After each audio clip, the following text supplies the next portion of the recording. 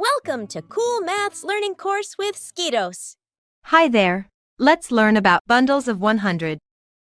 A bundle of 10 is 10 similar things tied together to make a bundle. This is a bundle of 10 pencils.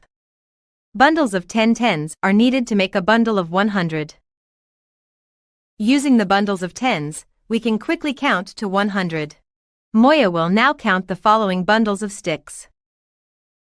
1 10 is equal to 10, 2 tens is equal to 20, 3 tens is equal to 30, 4 tens is 40, 5 tens is 50, 6 tens is 60, 7 tens is 70, 8 tens is 80, 9 tens is 90, 10 tens is 100.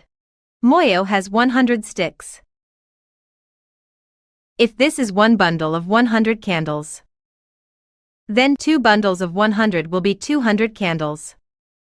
And 3 bundles of 100 will be 300 candles. Play SKIDOS Bath now and do like, share, and subscribe.